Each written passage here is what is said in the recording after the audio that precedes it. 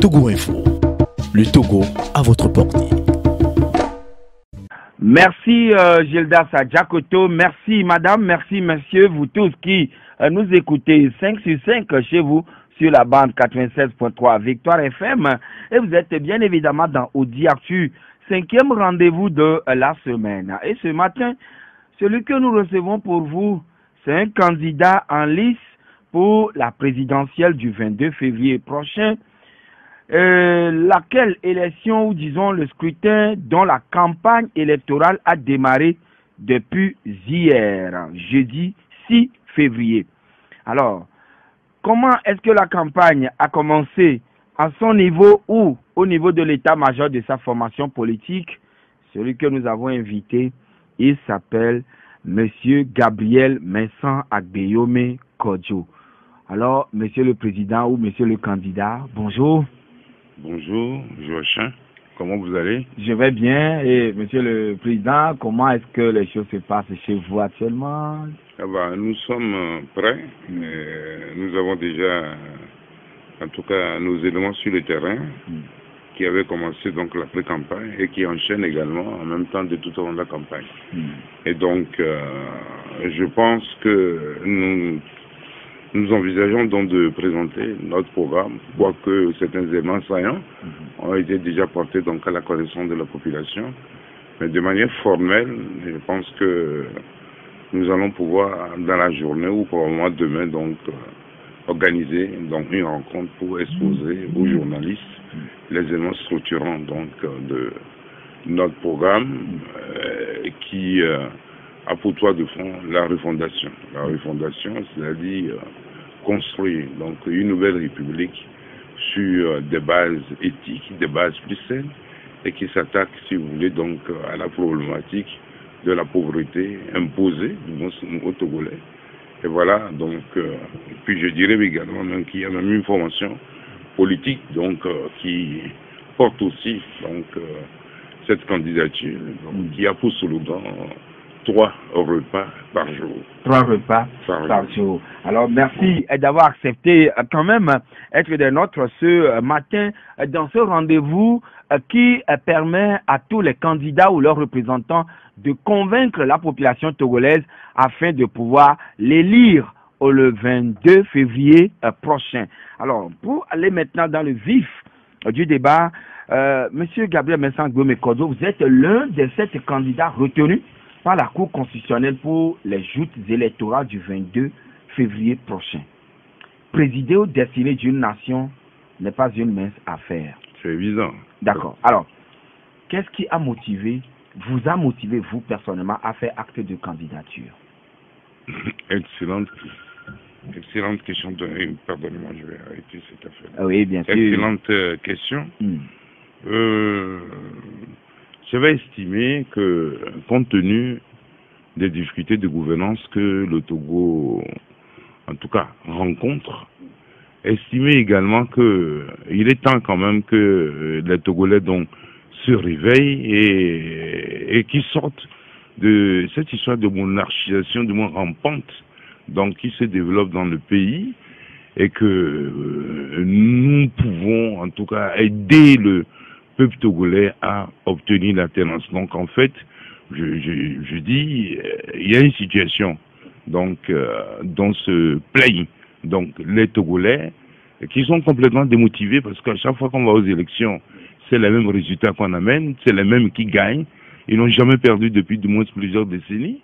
Et donc nous avons estimé que le peuple était en souffrance. Avec l'expérience que nous avons, on peut facilement de toute façon créer l'espérance dans le pays.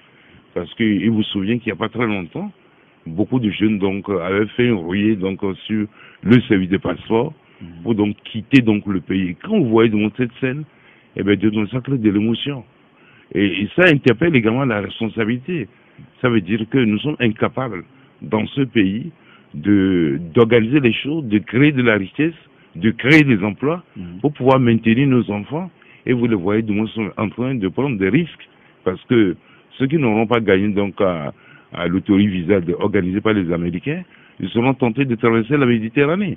Et en fait, les scènes que nous voyons donc au niveau de la Méditerranée sont si horribles et démontre, si vous voulez, donc l'incapacité de nos gouvernants à construire donc le développement et à impliquer, si vous voulez, donc les jeunes qui constituent donc la force vive donc de nos pays, notamment donc du Togo, et de les laisser partir comme ça. Et donc je me suis dit, peut-être que j'ai entre mes mains une partie donc de la solution, et c'est pour cette raison que... Pas la totalité, mais une partie. Oui, en tout cas c'est pas modestie. Oui, c'est pas modestie. Une partie donc de... En tout cas, la réponse donc à ce questionnement, à ce désarroi donc des jeunes, de la population, de toutes les franges de la société. Et c'est la raison pour laquelle le MPDD m'avait investi.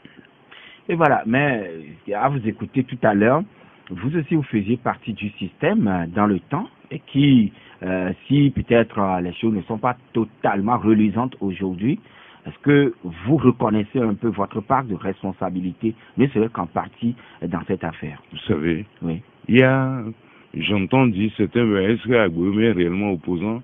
Je crois quand même que la position dans laquelle je me trouvais, donc en juin 2002, et que face à l'inertie du système, et que nous voulons faire des réformes, pour donc donner des chances à ce pays d'éviter certains drames ultérieurs que vous avez connus, eh bien, je crois qu'il y a très peu de gens, je dis bien, qui accepteraient donc de quitter donc volontairement donc le poste de Premier ministre avec tous les avantages. Et donc quand quelqu'un dit qu'il est réellement de mon chose, est-ce qu'il est réellement opposant? Oui. Donc oui, ma réponse c'est que de toute façon, je crois que oui, c'est des questions qu'on leur a posées, ils n'ont pas de réponse. Et ils ont été, ils ont pris des raccourcis. Non, on a posé ce tact-là. Et donc ça fait trembler de toute façon le monde entier. Et puis, je rappelle là aux jeunes qui ne connaissent pas la Constitution de 1992. Dans sa version donc originelle, c'est que le chef de l'État n'avait pas le pouvoir de démettre son Premier ministre.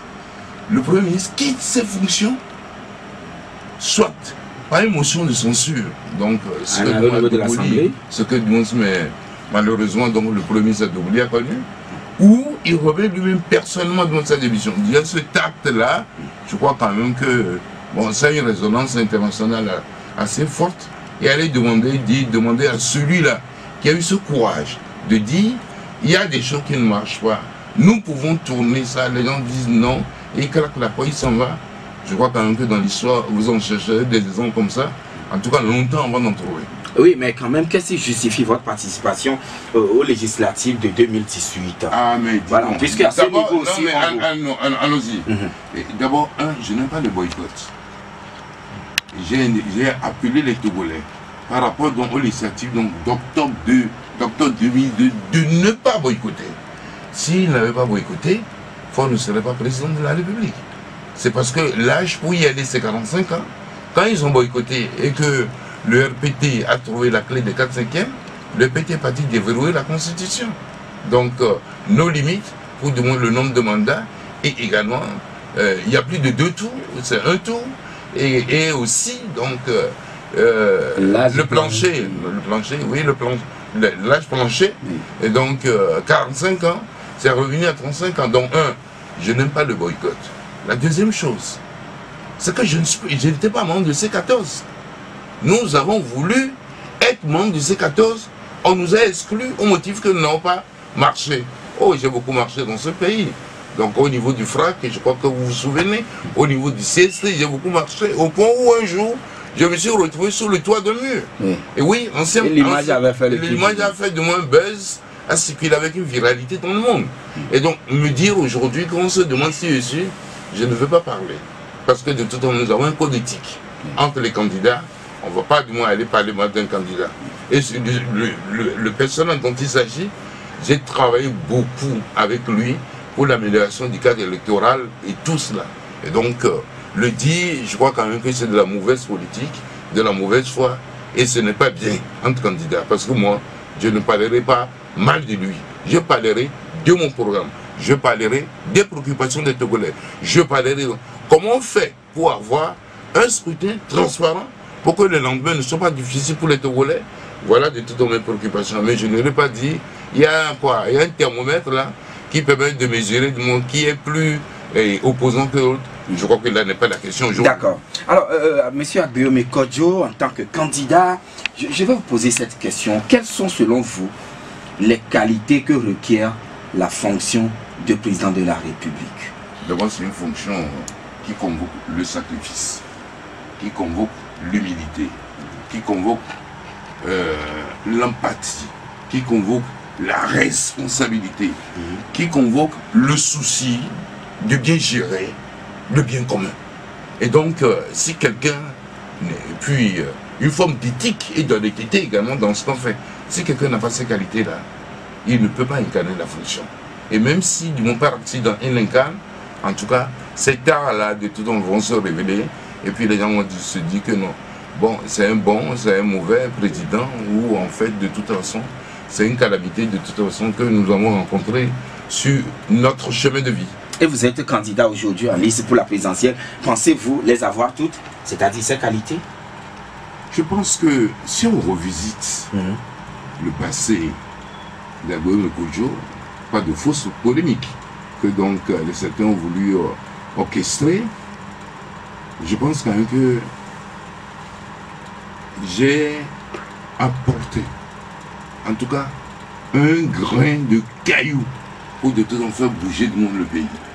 Vous savez, le Bitoudra qui permet aujourd'hui aux artistes et puis aux créateurs des œuvres de l'esprit d'avoir quelque chose aujourd'hui, c'est moi qui l'ai imaginé, donc déjà en 1990. Ok? Le stade. Donc vous êtes l'initiateur du Bitoudra? Mais ça, personne ne peut me le refuser au Togo ici. D'accord. Ok. Je parle Kégué. À l'époque, vous étiez ministre de la jeunesse, des sports et de la culture. D'accord. C'est sur le volet culturel. Vous ne pouvez pas me refuser ça aujourd'hui. Le stade Kégué, c'est moi qui l'ai conçu et de toute façon, et trouver le financement. La preuve, c'est que quand de toute façon les travaux ont été achevés, les Chinois m'ont invité à visiter de toute façon l'ouvrage avant son inauguration officielle. Je parle donc du palais de la présidence de la République. Il n'y a pas de palais de présidentiel dans un pays. C'est une primature que je considère. L'architecte est là. Je peux vous dire, du moins, c'est les éléments structurants de cet ouvrage. Quand de toute façon... Donc le palais présidentiel de Lomé 2. C'est moi qui l'ai initié. C'était donc la primature à l'époque? C'est une primature à l'époque.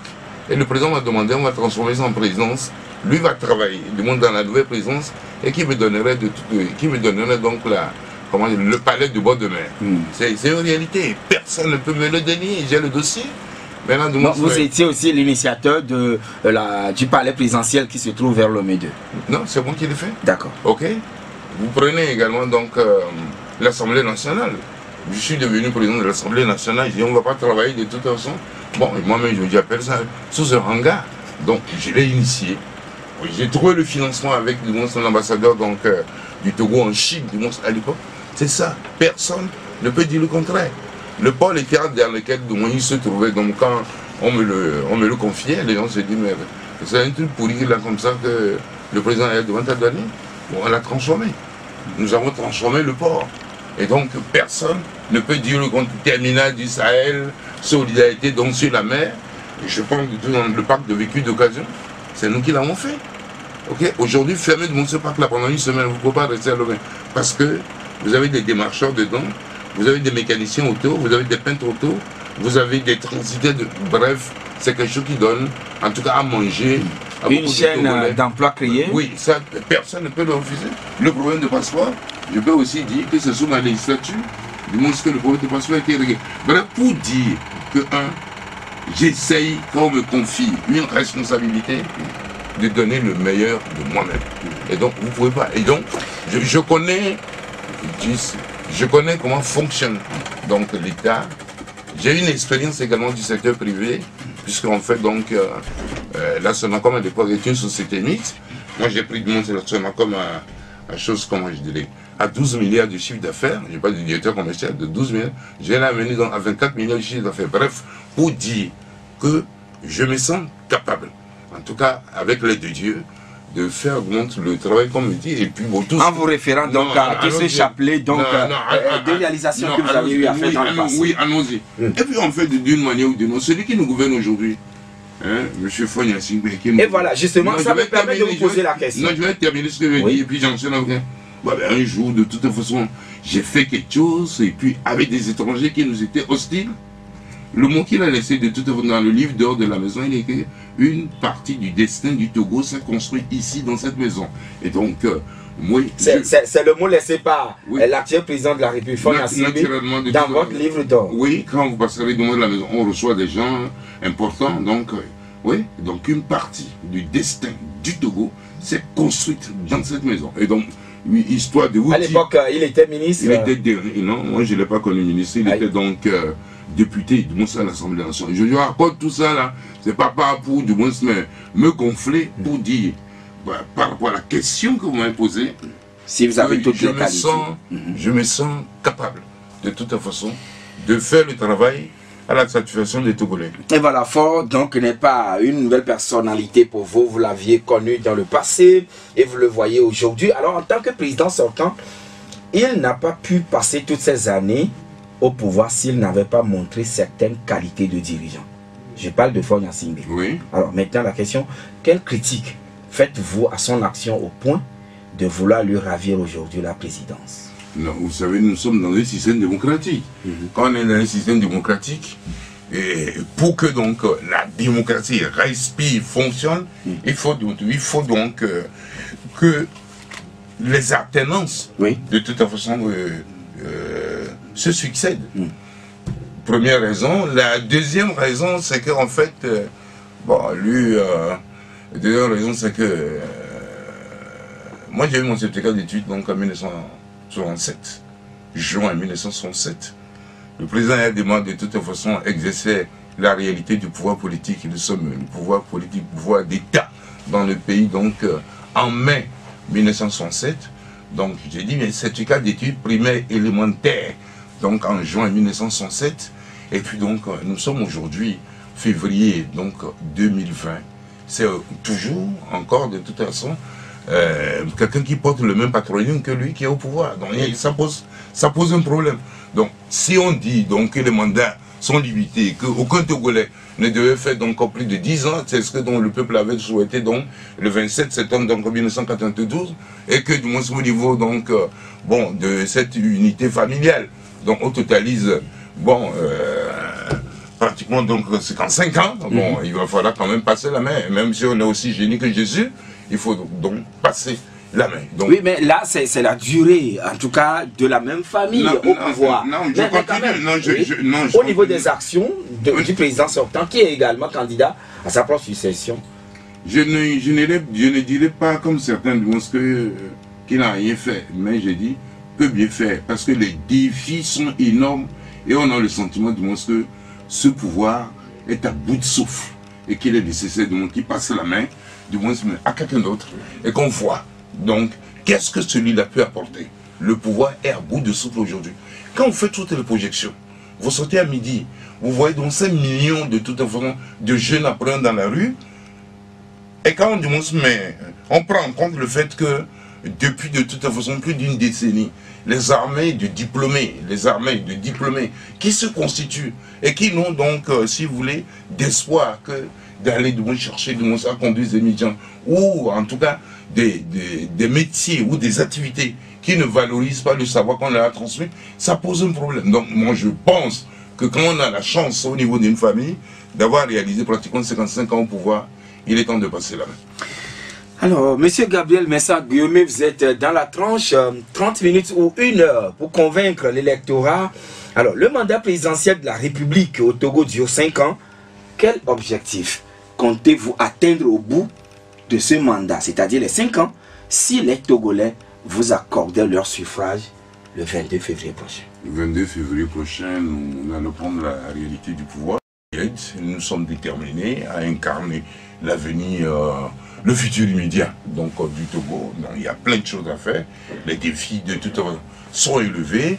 Nous allons donc résumer cela de toute façon dans ce que nous appelons donc les 12 phares de la transition. 12 phares de la transition. Les 12 phares de la transition. Donc, aller libérer donc, les détenus politiques et mettre en place ce que nous appelons donc la journée nationale de mémoire.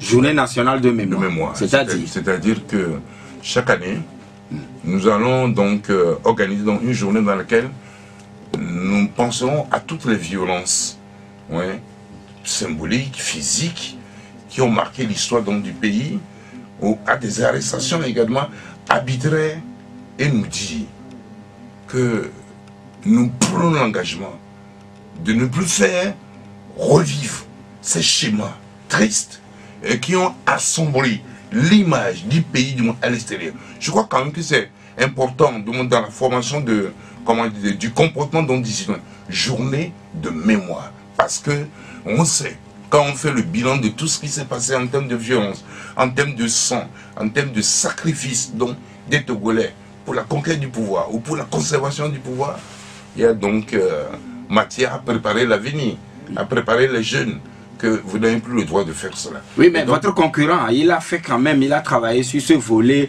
à travers le projet, en tout cas, la commission Vérité, Justice et Réconciliation. Je vais vous dire, et puis ça a donné quelques résultats. Est-ce que de tout temps, depuis donc que la CVJ a produit ces conclusions ont été traduites dans les faits? Est-ce que depuis la CVJ, il n'y a plus de violence? Oui, il y a eu de violence.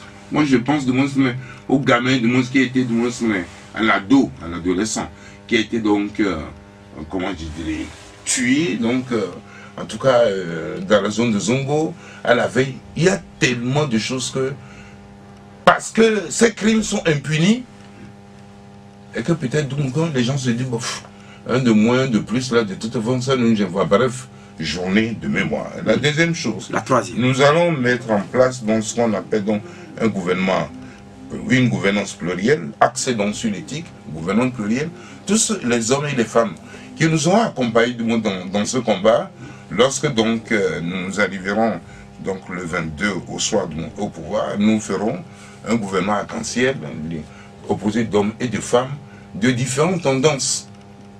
Je disais également sur une de vos chaînes là hier que même les gens de Uni et qui donc sont vertueux, travailleurs, il n'y a pas de raison qu'ils ne trouvent pas de place dans ce gouvernement-là. Et donc, donc ce sera un gouvernement arc-en-ciel. Vous allez composer avec tout le monde. Avec tout le monde, oui, avec tout le monde. Mais j'ai dit un gouvernement pluriel basé sur l'éthique. Donc si nous faisons des enquêtes, on a dit que vous avez détourné 2 milliards, 3 milliards, vous ne pouvez pas faire partie donc, de ce gouvernement-là. Il faut que ce soit clair. Donc nous mettons en place également une constituante. Parce que les Togolais ne se reconnaissent pas dans la constitution d'aujourd'hui. Elle a été malmenée, fatiguée par donc, ceux qui en ont au moins donné considèrent que s'il n'y a pas eux, donc il y a le chaos. Donc les gens conservent. Voilà. Et ce que je voulais rappeler aussi de mon Togolais, à chaque fois, donc on modifie la constitution togolaise, c'est que l'opposition a boycotté. En 2002, l'opposition a boycotté. L'opposition a boycotté donc les élections et on a trouvé la faille pour modifier la constitution. Ok, en 2018, on dit on va aller se faire recenser. On dit non, n'allez pas vous faire recenser. Je crois que c'est des erreurs.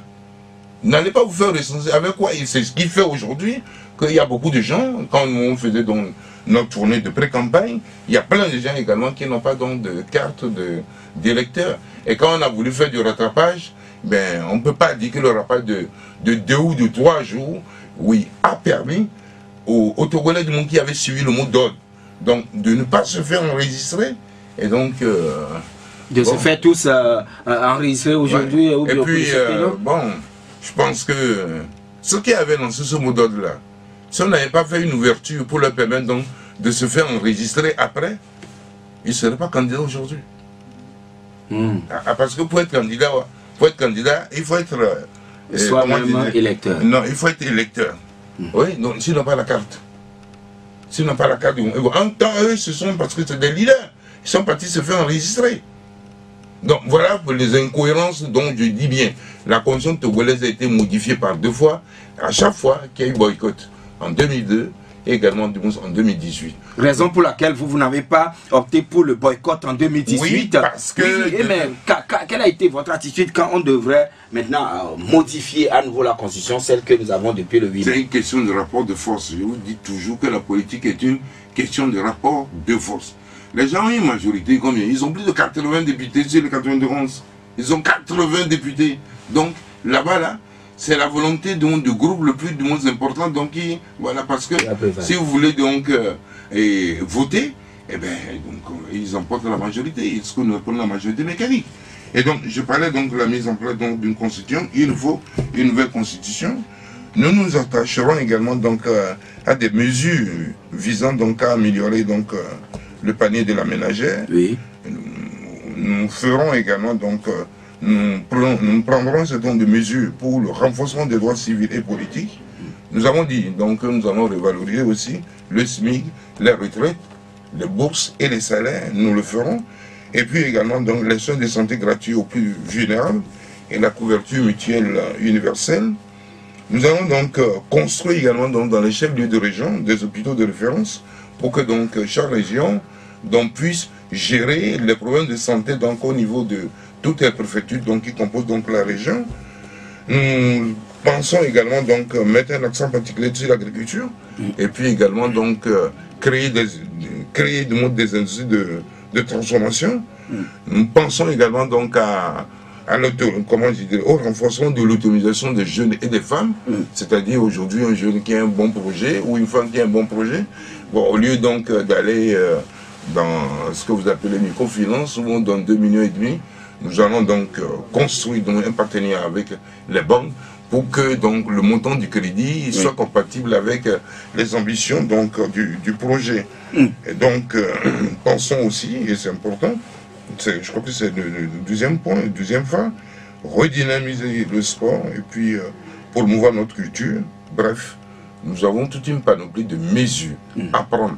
Bon, maintenant, les histoires qu'on diminue le prix des passeports, voilà, justement, la carte d'identité et tout ça, oui, donc c'est des mesures pratiques. Le passeport, vous avez dit, le prix sera ramené à 10 000 francs. Et que la durée sera 10 ans.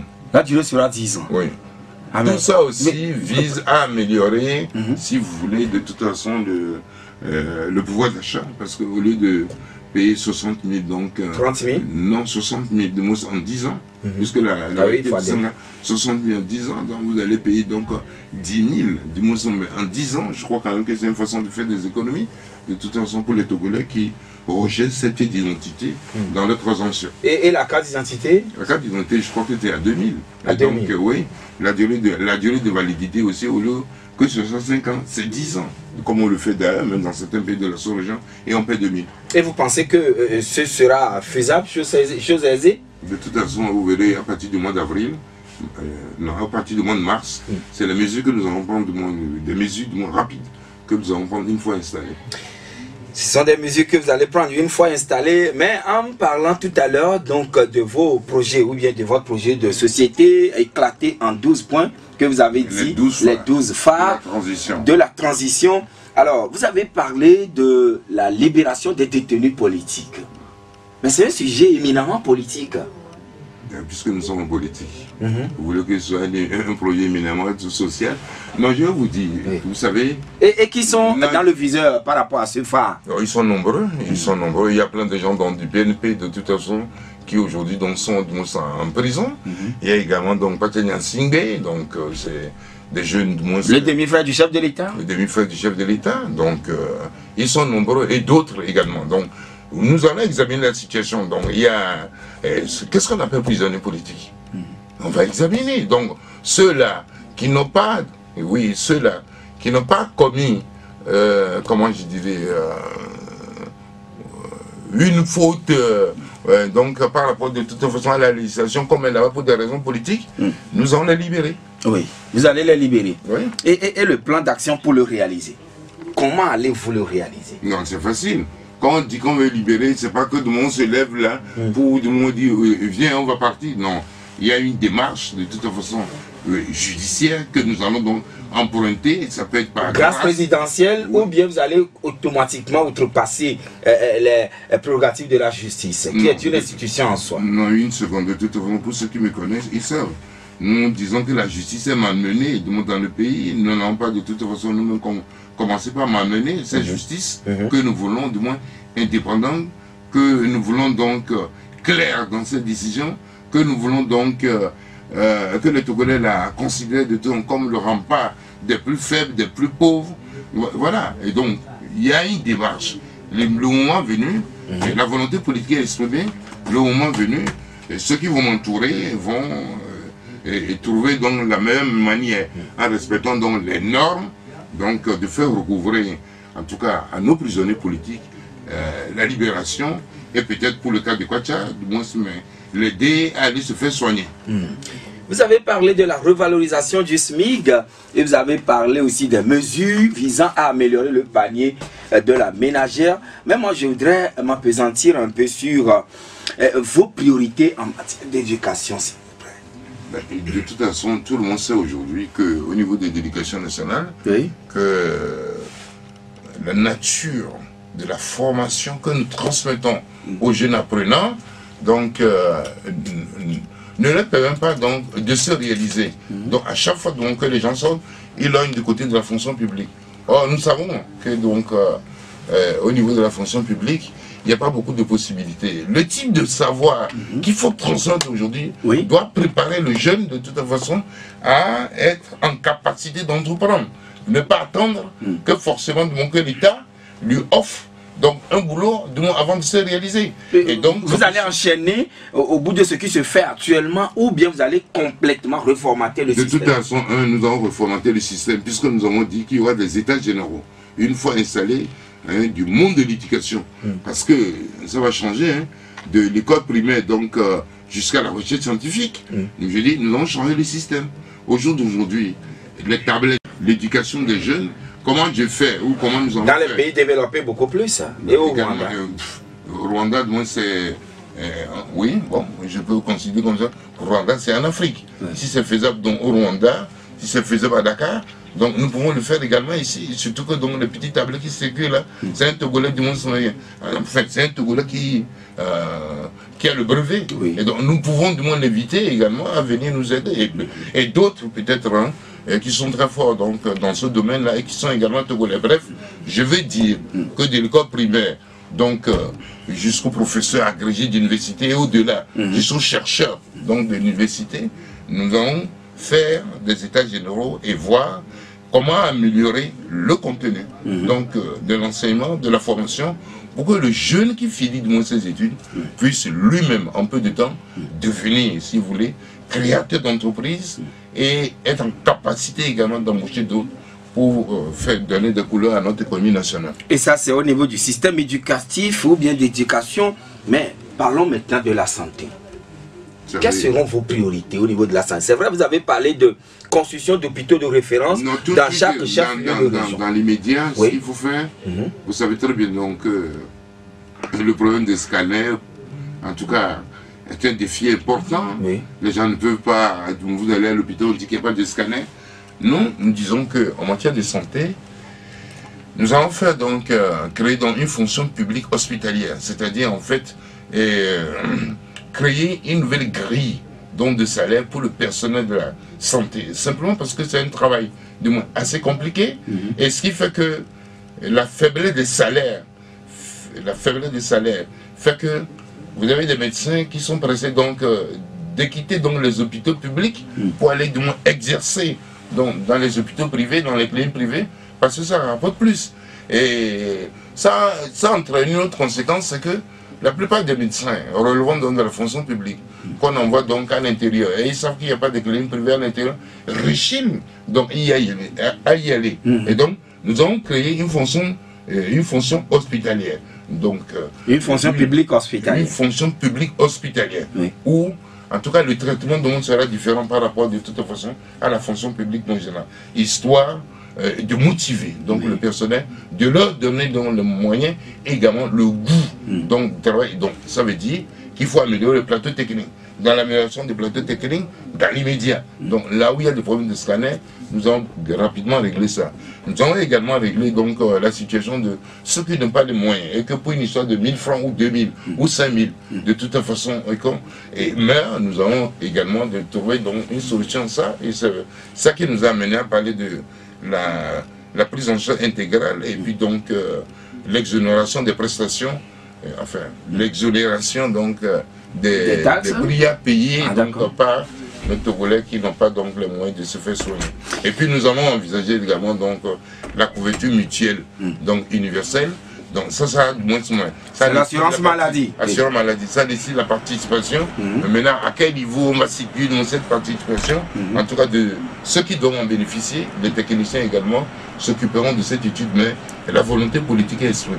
La volonté politique est exprimée. Et madame, monsieur, vous écoutez, monsieur Gabriel Messan Agbeyome Kodjo, un des candidats en liste pour la présidentielle du 22 février prochain. Et nous sommes dans la tranche 1 heure pour convaincre avec lui, pour convaincre qui? Vous. Convaincre tous les Togolais qui sont en âge de voter, qui sont détenteurs d'ailleurs de la carte d'électeur. Vous avez évoqué le domaine de la santé, le domaine de l'éducation, mais je voudrais quand même revenir un peu sur le problème d'emploi des jeunes. C'est vrai. Vous avez parlé donc de reformatage du système éducatif, ce qui pousserait les uns les autres à pouvoir s'auto-employer. D'accord. Mais au-delà de cet aspect. Non, je pense que le chômage est une plaie donc, pour notre économie.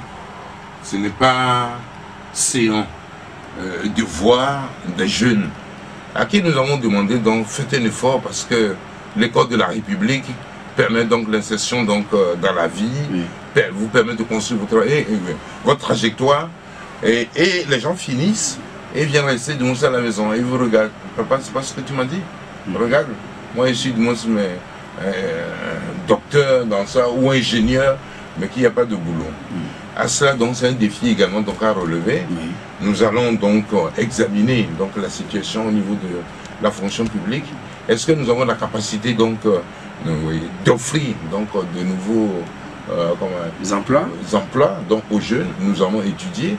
Nous allons également voir au niveau du monde de l'entreprise comment de toute façon par un soulagement donc au niveau donc des taxes, comment nous pouvons les encourager donc à recruter donc des jeunes. Donc ça fait déjà deux volets. Le troisième volet, nous envisageons également développer davantage le numérique parce qu'il y a des niches d'emploi à ce niveau. Je dis bien développer davantage donc le numérique, donc encourager les jeunes à créer les start-up et cela aussi peut nous aider. Quatrième volet, c'est l'agriculture. Moi je n'aime pas les trucs très sophistiqués. Quand vous prenez même ces compteurs des émissions aujourd'hui, vous leur donnez donc, je ne sais pas, 10 hectares ou 20 hectares avec les moyens de départ. Et on dit, toute votre production, de toute façon, l'État ou des organismes relevant de l'État vont vous aider donc à les faire rouler. Vous verrez du moins qu'en créant des coopératives et tout ça, nous allons nourrir suffisamment, si vous voulez, donc, les Togolais. Et avoir même de l'autosuffisance alimentaire. Donc, et ça aussi permet à ces jeunes-là donc de... Oui, mais quand même, monsieur le président, vous le dites si bien, cependant, ça manque de statistiques. Est-ce que peut-être à la première année, vous aurez à travailler au niveau politique dans votre gouvernement si vous êtes élu, peut-être à faire embaucher ou à faire employer 1000 Togolais ou bien 500 Togolais, etc. etc. Et comment allez-vous les échelonner? Et aujourd'hui, quel est l'état des lieux? En tant que quelqu'un qui aspire à la magistrature suprême du pays, quel est l'état des lieux et sur lesquels vous voudrez bien sûr travailler afin que les Togolais soient beaucoup plus convaincus? C'est de ça il est question, mais permettez, nous allons marquer la pause et on revient dans quelques minutes. Victoire FM, madame, monsieur, nous revenons donc en studio avec le candidat en liste pour la présidentielle du 22 février prochain, monsieur Gabriel Messan Agbeyome Kodjo, qui est le candidat investi par son parti, le MPDD, et qui est le candidat de la dynamique, Monseigneur Philippe Fanoko Kodjo. Alors, tout à l'heure, je vous posais la question, est-ce que c'est sur une base de statistiques ou bien des données fiables et précises que vous allez travailler et échelonner l'emploi des jeunes Togolais? Parce que c'est un problème, c'est une situation très importante. Oui, tout le monde sait que nous sommes malades, que le Togo est malade. Et donc, sur le volet de l'emploi, ce que je peux dire, il n'y a pas de statistiques fiables, parce que donc, dans le pays en ce moment, mais tout le monde sait que c'est un drame national. Et donc, nous disons que ce n'est pas qu'on fait le volet politique d'abord, après on fait le volet économique, le volet social. Nous allons aborder tous ces chantiers-là de fond. Donc, on sera au fond. Autant nous cherchons à améliorer le panier de la ménagère, autant nous chercherons également donc à créer des emplois, à avoir une politique du monde national en matière d'emploi très claire. Et donc, je vous ai dit donc les directions dans lesquelles nous voulons y aller, j'ai dit dans le numérique. On peut créer des emplois dans l'agriculture en mettant en place donc, des coopératives donc, de jeunes. Donc, à travers dans tout le pays, nous pouvons créer des emplois. Nous avons dit que nous avons réexaminé les chiffres au niveau de la fonction publique. Peut-être que donc là-bas aussi, il y a une possibilité. Et également, nous allons, par une politique fiscale incitative au niveau donc, du secteur privé, arriver également à donc, créer des emplois, à placer des jeunes. Oui. Donc, je ne veux pas dire en alternance, mais ceux qui ont fini afin qu'ils puissent acquérir donc, une expérience. Donc, je pense que c'est un élément extrêmement donc, important pour la paix sociale. Et donc, c'est des sujets de toute façon. Mais en dehors de ça, est-ce qu'il y aura d'autres leviers sur lesquels vous comptez bien travailler pour lutter contre la pauvreté? De toute façon, pour créer la richesse, c'est comme ça, pour créer la richesse, il faut encourager le secteur privé. Voilà. Ok? Parce que bon, c'est pas un état-providence où on va dire que on va distribuer de l'argent aux gens. Je crois que les gens ont tenté cette expérience-là. Tout le monde a observé après que c'est du fiasco. Si c'est pas ceux qui donnent l'argent qui détournent, ou qu'on fait de toute façon l'histoire de 15 combien là. Donc, n'ont pas changé donc, la vie des communautés qui ont bénéficié de cette politique. Et donc, comment lutter contre la pauvreté?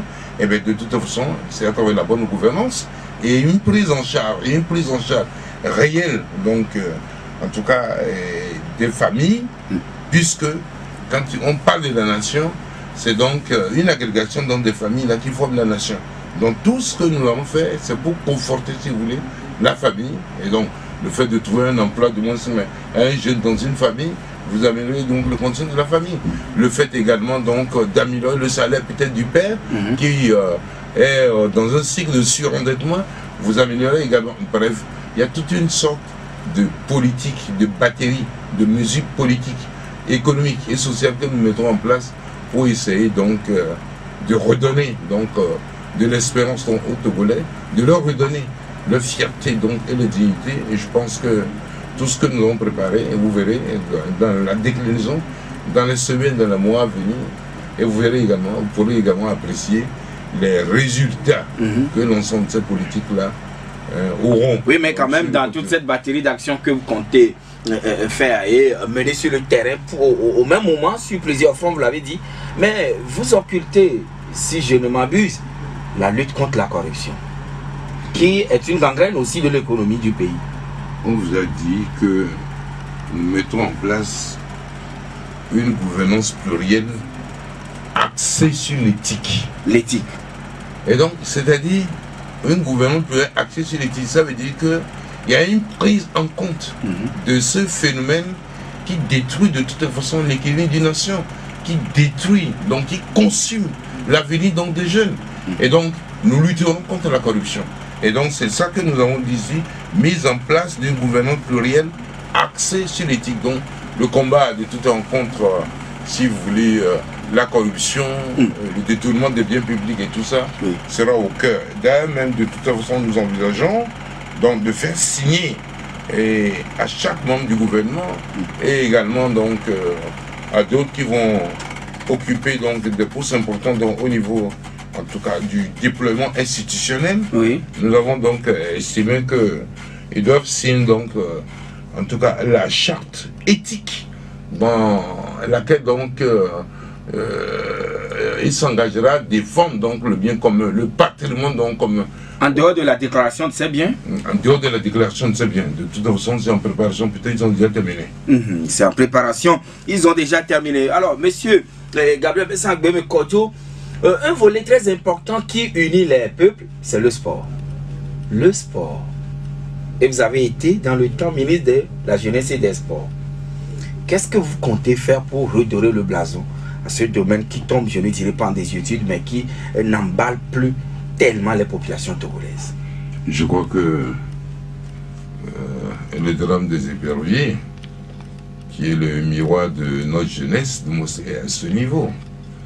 Il faut reprendre, à mon avis, les championnats scolaires et universitaires pour permettre donc de détecter les talents. Nous envisageons même, bon, pour ne pas dévoiler tout ici et tout le programme, Oui, mais c'est l'occasion aujourd'hui de pouvoir convaincre les Togolais. Non, les Togolais, de toute façon, je ne veux pas dire qu'ils sont tous convaincus, mais beaucoup de gens ils savent ce que nous avons fait. Nous construisons des écoles de football. Ok, nous construisons des écoles de football. Alors, si vous construisez des écoles de football, ou très tôt, de toute façon, on met les jeunes donc, dans ces écoles de foot. Dans ces écoles de foot, plus l'organisation des championnats donc, scolaires et universitaires, je pense que par ce renouvellement-là, vous pouvez avoir donc une équipe donc, qui gagne, une équipe qui fait rêver. Parce que le football aujourd'hui ne fait plus rêver donc, les Togolais. Et puis en fait, je ne veux pas dire que tout le sport donc c'est tout sinistré. Il y a quelques belles réalisations, mais je pense quand même que le sport est au cœur également de notre dispositif. Le Togo n'a pas d'installation sportive à l'échelle nationale pour accueillir les grandes compétitions internationales. Est-ce que vous en êtes conscient du moins?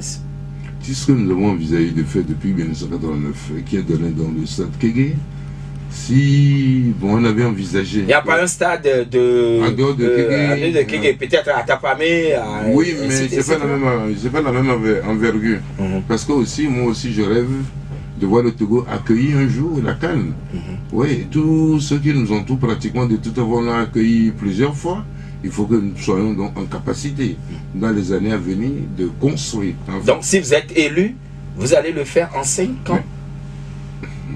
C'est-à-dire, en fait, de toute façon, ce n'est pas le temps qui compte, c'est l'intensité avec laquelle donc, vous posez vos actes de tout temps qui compte. Donc, pourquoi pas, s'il y a une volonté politique et que donc, on prend les mesures, on peut de toute façon s'offrir 2 stades, en tout cas des stades aux normes internationales de toute façon en 1 an ou en 2 ans. À condition que les Togolais vous élisent le 22 février prochain. Oui, je pense que beaucoup de Togolais veulent m'élire. Ah voilà. On va à une élection pour la gagner. On va à une élection pour la gagner. Moi, de toute façon, ce n'est pas de la figuration, ce n'est pas du sport, ou de toute façon, ce n'est pas un prétexte. J'y vais avec la ferme détermination de gagner cette élection. Et surtout, pensez-vous être... il ne faut pas oublier. Nous portons de toute façon la dynamique de Monseigneur Kodjo. Et je crois que ça va au-delà de mes propres engagements de gagner. C'est une interpellation. Vous devez tout faire pour ramener donc, comment je dirais, pour ramener l'alternance. Et donc c'est dans cette dynamique que nous nous trouvons. Et heureusement d'ailleurs que beaucoup de gens ont compris dans le pays et que beaucoup de gens donc, nous accompagnent par leur prière, par leur soutien. Et donc nous y allons pour gagner. Mais nous avons rencontré le G5, c'est-à-dire l'ambassadeur de France, de l'Allemagne, des États-Unis, de l'Union européenne et le représentant résident donc du PNUD au Togo, pour leur dire, nous demandons des choses simples pour garantir la transparence électorale. Par exemple, le 20, les militaires votent. Aussitôt le vote clôturé, il faudrait qu'il y ait un dépouillement immédiat. Les résultats ne seront pas rendus publics, mais seront transmis à choses, comment je dirais, au CELI. Au CELI qui vont faire remonter les résultats donc, au niveau donc, de la CENI. C'est la première chose. Mais les représentants des candidats auront chacun leur PV. 2, nous avons demandé que dans tous les bureaux de vote, qu'il y ait suffisamment de PV afin que, en dehors de la gouvernance électorale, le jour J, c'est la membre de bureau de vote que j'appelle comme ça, donc il faut que les délégués des candidats puissent nous ramener donc les PV. Parce que donc, généralement, c'est ce que dit la loi, mais dans la pratique, ils ne mettent que 2 copies. Une copie du PV, donc pour un exemplaire pardon, du PV pour la CENI et un autre donc pour la CENI. Nous demandons qu'il y en ait suffisamment pour que donc à l'heure de la contestation, si contestation il y a, que les contestataires puissent apporter la preuve que c'est eux qui ont gagné donc les élections. Donc voilà donc une deuxième mesure que nous avons demandé au G5 d'expliquer donc au pouvoir pour que nous puissions avoir des élections donc non seulement donc claires mais aussi donc apaisées. La troisième proposition de que nous avons eu à faire, c'est que s'il y a 130 s'il y a un bureau de vote, généralement la taille de bureau de vote c'est autour de 400, 500. Ok, dans un bureau de vote où il y a 400 électeurs, par exemple, les délégués des candidats sont à l'entrée.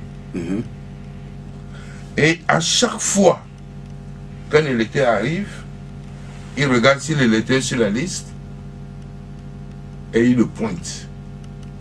Quand on clôture les votes, peut-être sur les 400, il constate qu'il y a 250 personnes, ou du moins électeurs, qui sont venus vous accomplir le devoir civique. Oui.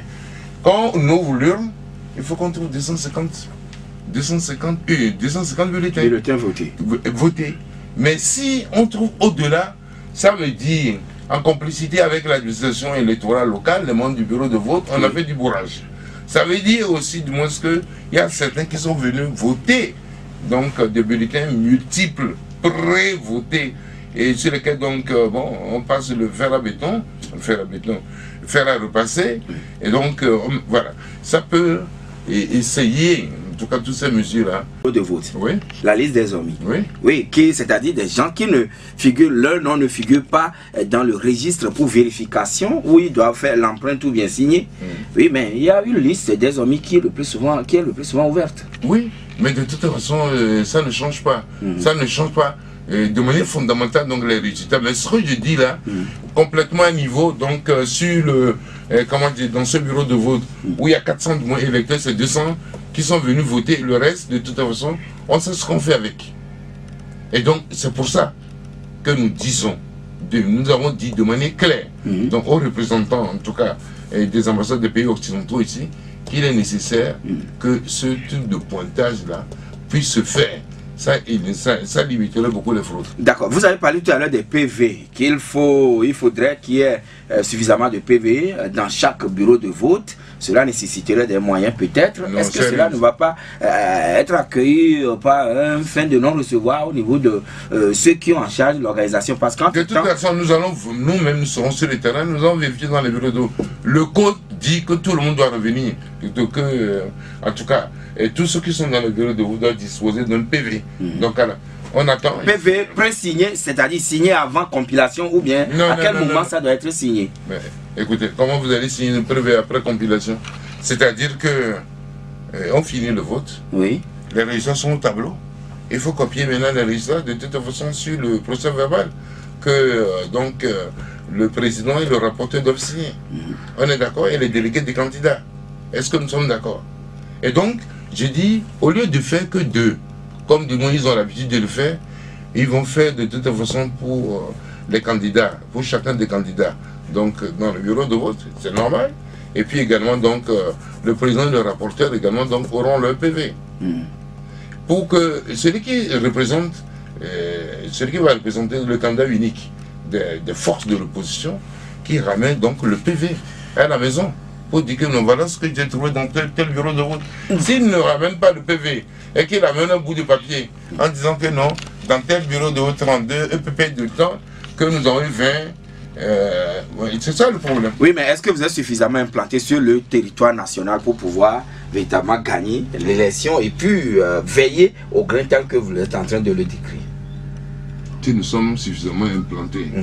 Sur l'ensemble du territoire national, dans les 9389 bureaux de vote ou dans les 445 centres de vote. Moi, je vais vous dire ceci.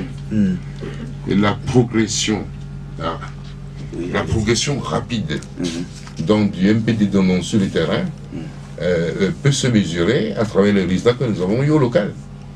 Nous avons présenté donc, des candidats dans 30 communes, nous avons eu 25 conseils, calculez le ratio. Bref, je vais dire que nous sommes implantés partout. La différence, c'est que donc, les implantations de toute façon n'ont pas, comment dire, la même prégnance selon telle région ou une autre. Mais en fait, dans tous les territoires nationaux, nous sommes là. Et puis, il ne faut pas oublier que nous sommes de toute façon en coalition. Et que il y a certains partis... il y a les endroits peut-être où nous avons une faible représentation. Il y a d'autres qui arrivent également, qui comblent, qui comblent, si vous voulez, cette insuffisance. Donc, nous avons maillé donc, le pays. Et le moment venu, vous allez voir. Et nous allons maintenant laisser le soin à certains Togolais de pouvoir vous poser quelques questions. Monsieur Pelé, par rapport au débat dont nous sommes, dans lequel nous sommes avec le candidat Agbeyome Kodjo. Pelé, bonjour. Oui, bonjour. Oui, alors. Bonjour, Président. Bonjour, comment ça va? J'apporte ma contribution et j'appelle le peuple togolais à voter pour M. Agbeyome pour cette réalisation-là. Merci beaucoup. Oui, ce que je voudrais vous dire et vous poser comme question, comment vous pouvez apporter, quel est votre moyen pour que vous pouvez, si vous avez tout le pouvoir, vous pouvez arracher dans la main de la minorité qui s'accapare de ce pays. Quels sont vos moyens pour arracher pour arracher la victoire, voudriez-vous dire? C'est bien noté. Ceux qui détiennent la minorité de la richesse du pays. Ah, d'accord. Comment il peut arracher cette richesse-là pour le peuple togolais? D'accord. Si vous êtes président, est-ce que vous pouvez être dans la voiture pour passer et que toute la population sera dans la piste comme le fait le président quand il passe? C'est-à-dire il y a la poussière seulement, on ne voit pas la voiture, on voit que la poussière. D'accord. Bien noté. Oui. Bien noté. Je peux répondre là? Non, nous allons accueillir les auditeurs et puis vous laisser le soin de répondre. Coucou, bonjour. Bonjour, monsieur Joachim. Oui, votre question. Je salue le président. Merci, bonjour. Monsieur le président, Merci. on va à une élection pour le gagner. Je voudrais me demander, est-ce qu'on fait combien que vous avez pour gagner cette élection? Est-ce quoi? Je dis, Oui. quoi qu'il a pour gagner cette élection? Est-ce que on va... Non, le mot n'est pas sorti sincèrement. Hein? Allô? Oui. Je dis là la foi qu'il va gagner cette élection. Voilà, oui. Assure ce qui s'est passé la dernière fois, lors des législatives, il y a eu un problème avec un député.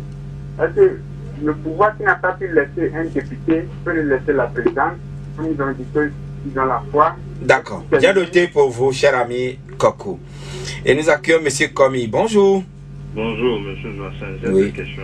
D'accord. Il y a une guerre qui s'installe entre lui et M. Fabre sur les réseaux sociaux et dans les médias. Mais j'ai pu comprendre que lui et Fabre entretiennent de bonnes relations. C'est vrai. Et que c'est les militants et ses partisans qui font ce brouillard-là, laissant la proie pour l'ombre.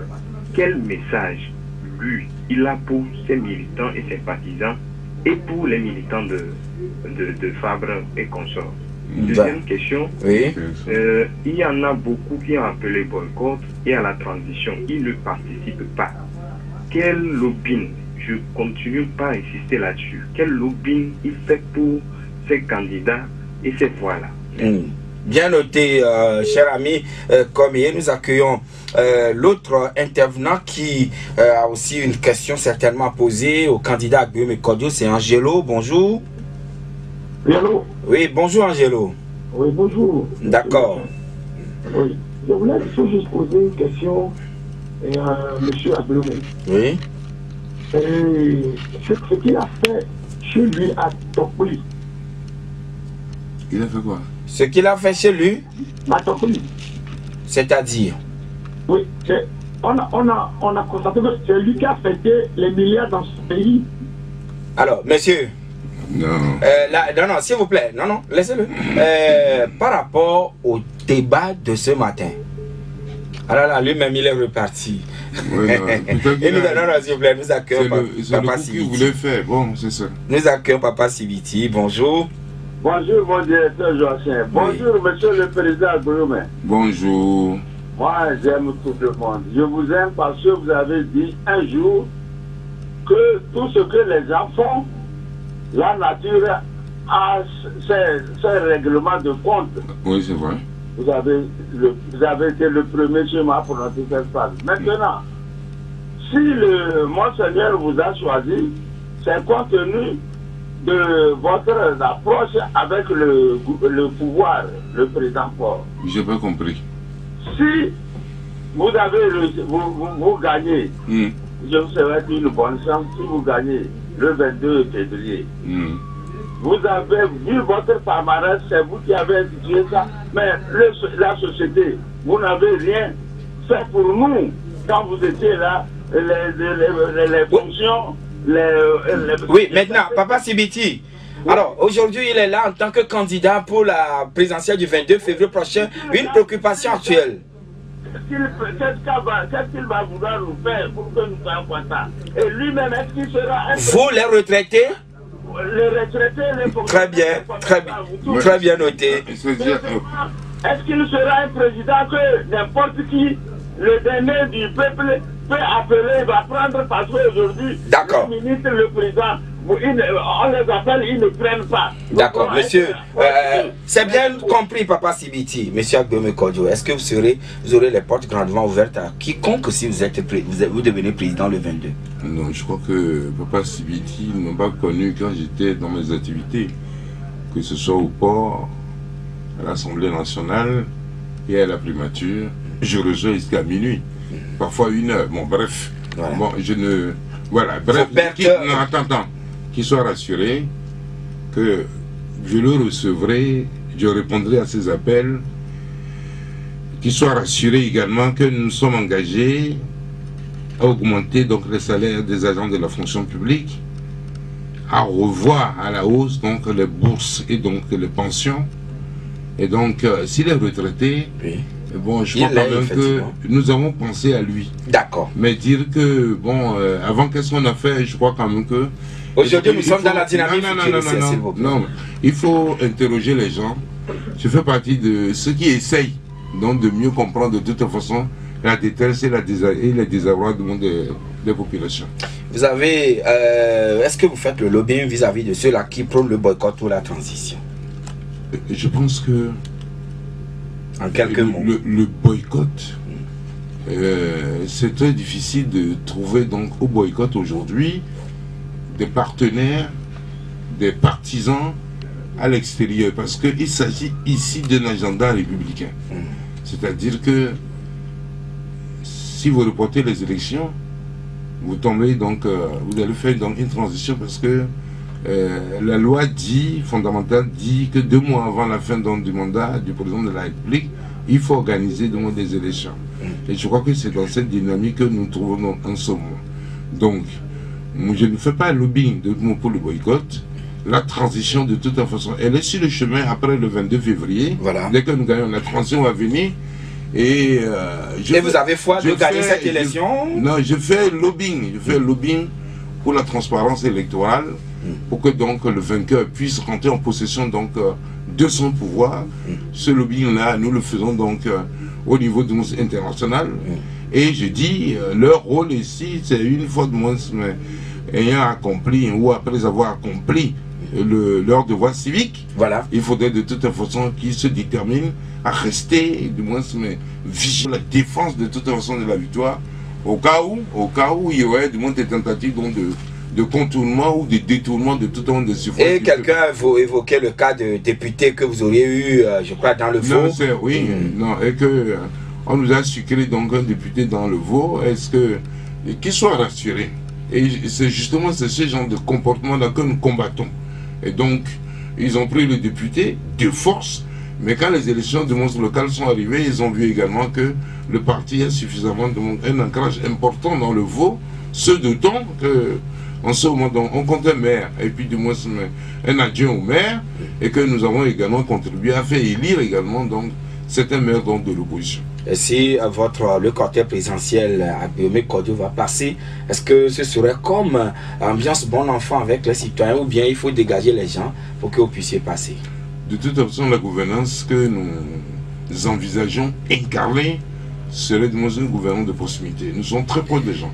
Et donc, ce genre de choses-là, je ne suis pas sûr que dans le quotidien, tous les jours, en allant au boulot, du moins que ça se ferait du moins comme ça. Bien sûr, quand vous avez donc des chefs d'État étrangers, de grands événements, et donc en fait pour, en tout cas la fluidité de la circulation au niveau des officiels, il y a des mesures qu'on va, mais ce n'est pas tous les jours du moins qu'on fermera la route. À quelle position se trouve le bulletin, le candidat Guillaume Kodjo sur le bulletin de vote? Ah, je suis le dernier. C'est-à-dire que je suis au 7e. En position verticale? Oui, en position verticale, je suis au 7e rang. Xavier, et Xavier, amène-moi, Xavier. Mais bien, dès qu'on a connu tout le même. Et Xavier, 7e position. Et ouais, on m'a dit beau. Non, Sophie, ah non, nous sommes en français, s'il vous plaît. Non, quoi, donc, c'est la 7e position. 7e position. Sur le bulletin de vote. Et quel est le logo? Le logo? Xavier, un canari? Un canari. Ou un pot? Non, c'est un canari reposant sur les Xavier dans du boulot là. Donc, Xavier vient dans le Togo, donc, nous sommes pratiquement à la fin, mais il semble qu'il y a une guéguerre entre vos militants et ceux de Fabre. Quel message avez-vous à leur endroit rapidement? Non, je m'entends très bien avec Fabre. C'est pour ça que je n'ai pas aimé ça sortir la dernière fois. Parce que je m'entends très bien. Je ne peux pas compter le nombre de fois que j'ai été chez lui. Je ne peux pas compter le nombre de fois où nous échangeons. Donc, au téléphone, pour améliorer les cadres électoraux, comment faire et tout ça. Mais maintenant, donc, les militants se lancent, du moins, cette guerre-là. Aussi bien de son côté que de toute façon, peut-être ceux qui se reconnaissent à moi. Je considère que le combat n'est pas à ce niveau-là. Le combat n'est pas à ce niveau. Votre message de fin à l'endroit des militants, des sympathisants pour le 22. Et nous bouclons ainsi.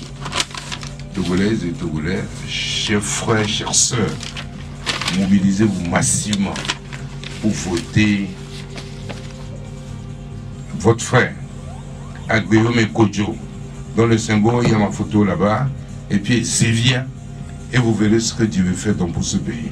J'en suis convaincu. Merci. Monsieur Gabriel Mensah Guillaume Kodjo, candidat en liste pour la présidentielle du 22 février prochain. Merci d'être passé chez nous dans 1 heure pour convaincre. C'est fini pour aujourd'hui. Demain sera un autre jour. Plaise à Dieu. Lundi, nous allons nous retrouver avec d'autres candidats. Toujours dans cette même tranche. Bonne chance à vous et que le meilleur gagne. Merci beaucoup.